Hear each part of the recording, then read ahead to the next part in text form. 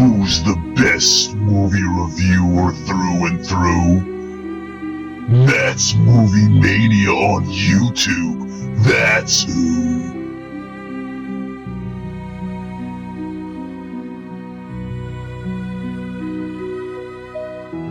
Why don't you stay a while and have your life reviewed?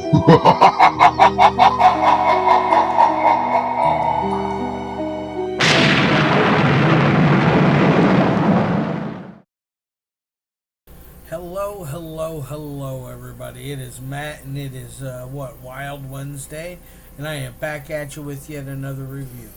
Before I roll on to any of that, I want to wish each and every one of you a great morning, evening, dawn, day, or dusk, all that lovely stuff, because life really is too short as is. Do me a really huge favor and like, share, and subscribe. I love seeing your beautiful faces when you are here. I know I'm here an awful lot, but I do have a lot to review. And one last little tidbit of info. Check out the description box. I give you a bigger bite of every single movie of every single day, such as your brief synopsis, starring cast, director, runtime of the cut I am watching, along with a link for a trailer. And then if you decide if you want to watch it, there's also a link to watch it on Tubi that I put in the description box. Now that I got all that said and mind, all that out of the way, let's roll on to the film of the day. Today's is a very interesting one. It's really went in directions I didn't see coming. So it really was a pleasant surprise. It is the 2025 released film Into the Gravel Pit, starring Paul T. Taylor, Lisa Wilcox, Rylie Rodriguez, Samantha Makley, and Mikael Dawkins. And this is directed by Colin Bressler. This is, as far as I know, the first film of his I've ever seen. I applaud him very well. If this is his first delve into a feature length, I think this is a perfect way to start. It's a very good film. Now, what exactly is it about? Well, it's kind of like one of those movies like Requiem for a Dream or Happiness or even Spun. Movies that have multiple layers of stories going on at the same time, and they all meet up at the very end to kind of tie each other together. It's kind of interesting how that works out, but it starts off with a story about a man who killed his entire family, well, his wife and children, and he went upon his day, and it's kind of a interesting little story, like a little campfire tale that they're sharing with each other, and then it goes on to the story to where a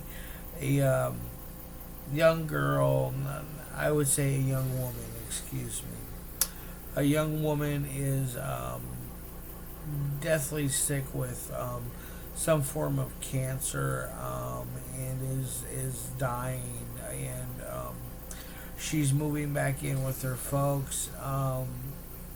They're doing everything they can to make compromises to help her final days be as restful and as happy as possible. It's really sad on that end. I really was impressed with the actors in this. It really hit every note, I thought, on that story. And then it moves on to a triad of friends, three people. They basically are gonna hang out. They're good friends. They're gonna hang out and try. I can't remember what drug it was. I don't even remember if they told it. But it looks like red Kool-Aid mixed with sugar in a bag.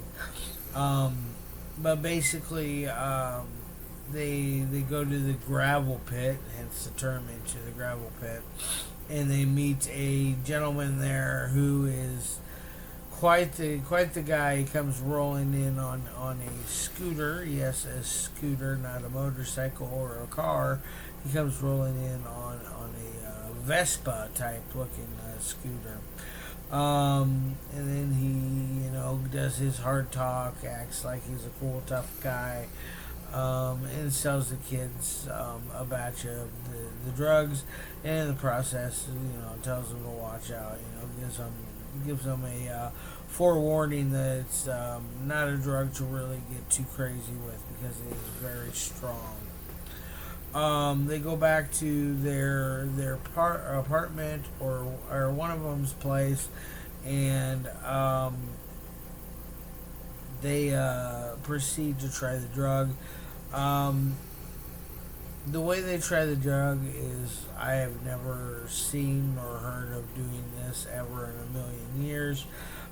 It's powder, so what would you think to do with it? You would think either snort it, smoke it, or maybe even if you're riding hard, you're going to inject it. So it's got those options that I knew of, but they break out this brand new option 4 that I never heard of, and it was crazy. They put it on tortillas, rolled the tortillas up and ate them. It was a little different. Never heard of doing that one, but maybe it's something new and hip and cool that they do now that I just don't know about. But anyways, enough about that. One of the girls is eventually called. She goes home and she has a very tumultuous relationship with her father, who is a drunk,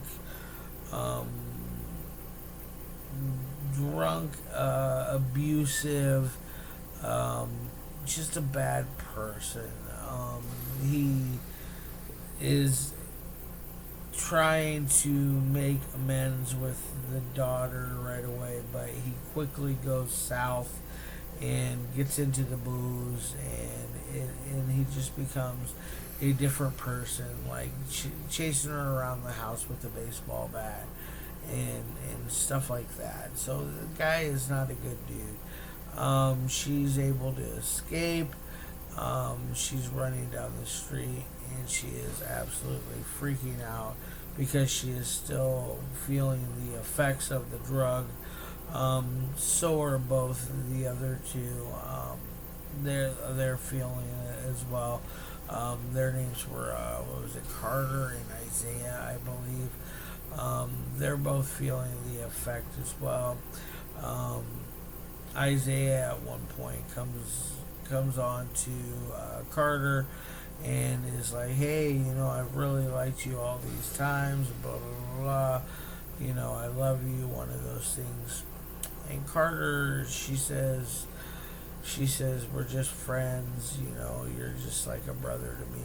That's that same old shtick. But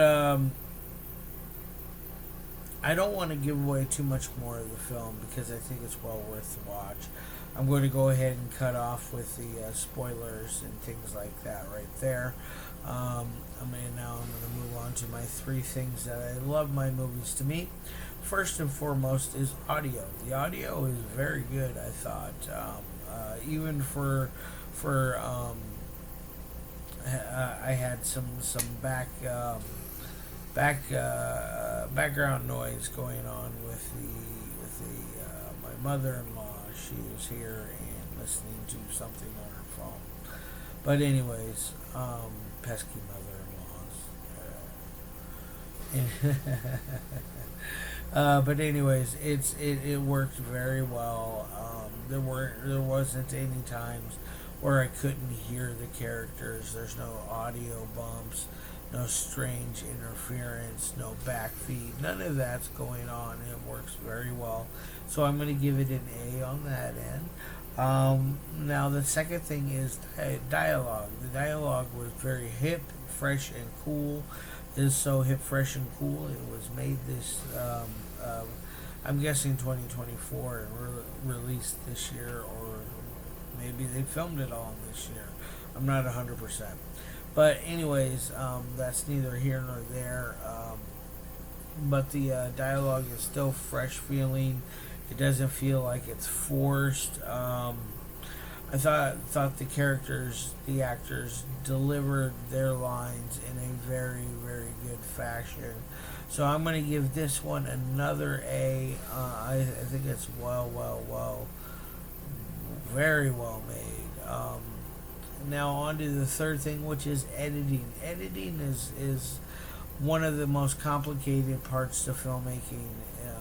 I feel like because you have to be so meticulous. It's just a very hard job, and I feel like they did a fantastic job keeping the pacing going at a nice pace. The pacing going at a nice pace.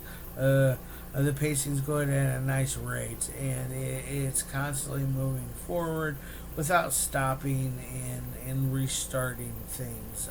It really feels very very smoothly done. So I'm going to give that an A plus.